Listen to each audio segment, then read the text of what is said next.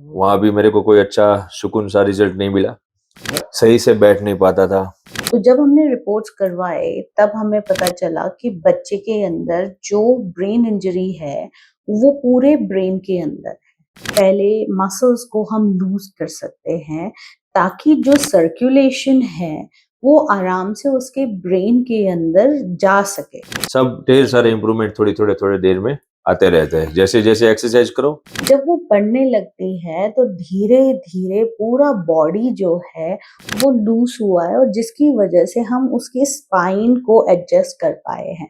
कोई भी अगर आपको मसल रिलैक्सर दे रहा है, वो सिर्फ़ और सिर्फ़ टेम्परेरी इलाज है। Take your child and get an alternative treatment.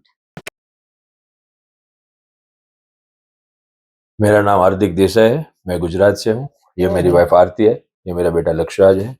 मेरे बच्चे के बारे में मेरे को पता लगा जब वो 7 डेज का था, तब उसको हल्का सा फीवर आया था। तब मेरे को पता लगा कि लेकिन गुजरात में कोई डॉक्टर का मैंने कोई अपॉइंटमेंट लिया नहीं, किसी भी साथ दवा लिया नहीं, क्योंकि मैं डर रहा था कि इसकी क्या रिजल्ट होगा, इससे क्या करें, क्या इसकी थेरेपीज है। इसलिए सही से बैठ नहीं पाता था। अभी डेवलपमेंट डिले था, जो 5 साल का बच्चा कर सकता है। अभी मेरा जैसे कि मेरा बच्चा अभी 4 साल 9 मंथ का है, तो जो जो उसको होना चाहिए इम्प्रूवमेंट वो सब हो नहीं रहा था, इसलिए मेरे को ट्रीटमेंट की ज़रूरत थी। एक बार दिखाया था मैंने अहमदाबाद में, लेकिन एलोपैथिक दवा पे मेरे को भरोसा नहीं था, इसलिए मैं वहाँ नहीं गया। एक बार मैंने विजिट करके मैंने छोड़ दिया था। फिर राजकोट भी गया था मैं, वहाँ भी मेरे को कोई अच्छा सुकून सा रिजल्ट नहीं मिला। फिर मैं आशा ही छोड़ चुका था कि अभी जो भी करे भगवान, ठीक है। बाद में मेरे को निशी मैडम का पता चला, ऑनलाइन से पता चला मेरे को, यूट्यूब से। बाद में यहाँ देहरादून में मेरा दोस्त है, उससे मैंने पूछा, उन्होंने भी सजेस्ट किया कि नहीं ये अच्छा सेंटर है, आप एक बार विजिट करो। टुडे हमारे पास जो केस है वो लक्षराज का है। 4 साल का बच्चा है। They have come from Gujarat and it is the first visit. Now आज जो है हम लोग बात कर रहे हैं उसके सेकंड सेट जो शुरू हो रहा है अभी। So it is in this 3 months जो उसको चेंजेस आए हैं, उसके बारे में हम बात करेंगे। पर सबसे पहले जो इम्पोर्टेंट है इज़ टू अंडरस्टैंड कि इसको इंजरी क्या थी। So when they came first of all उनके पास एमआरआई नहीं था ढंग का, ना ही उनके पास कोई रिपोर्ट्स थे। It is almost like they were working on the blind side. ठीक है?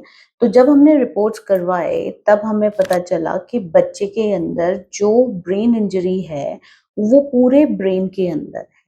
Right? So when we say पूरे brain, so there are ventricles in our brain जो इंजर्ड होते हैं। सो मेन वेंट्रिकल्स होता है जैसे फ्रंट में हो गया, पेरिटो हो गया, टेम्पोरल हो गया, ऑसिपिटल हो गया। राइट?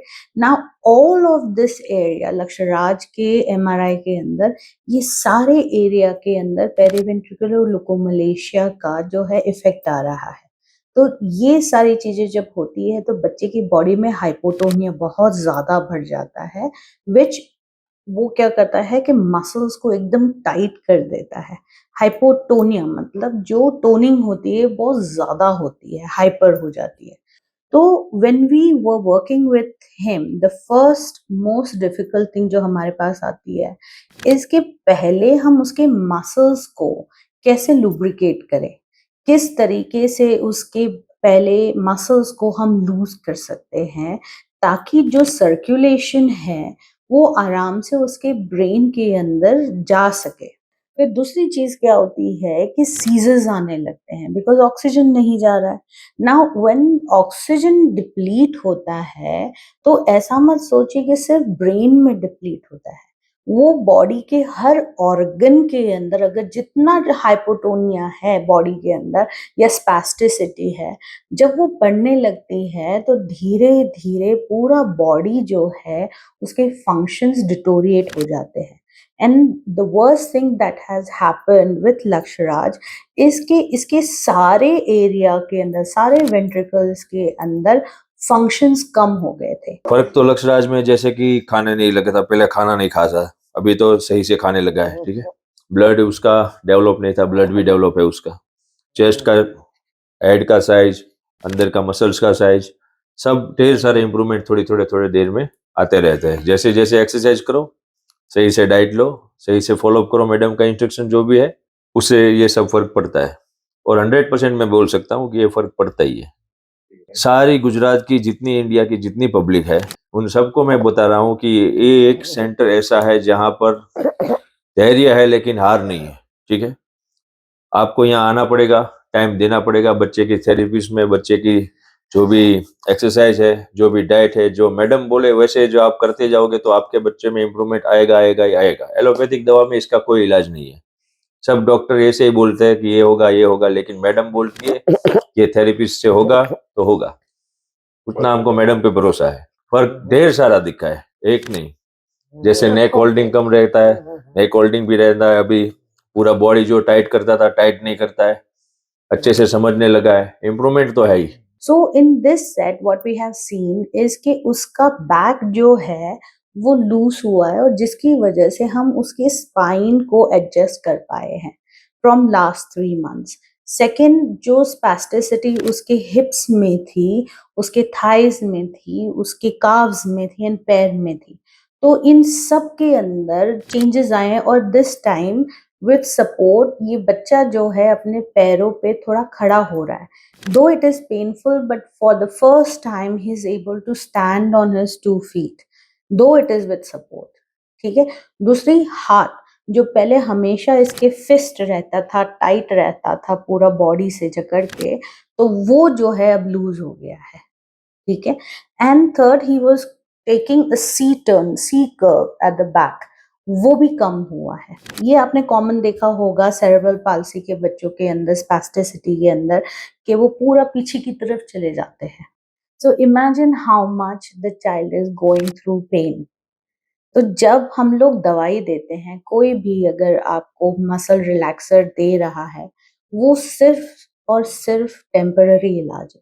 तो धीरे धीरे जब बच्चे के अंदर ये सब चेंजेस आने लगे हैं, one very important thing I also want to tell you कि उसके विजन नहीं था। उसके जो फंक्शंस हैं, नर्व फंक्शंस है, ओसिपिटल नर्व्स थे, उसके अंदर पूरी ब्लाइंडनेस थी, उसके अंदर लेटेंसी थी, और रेटिना के अंदर भी यही शो कर रहा था।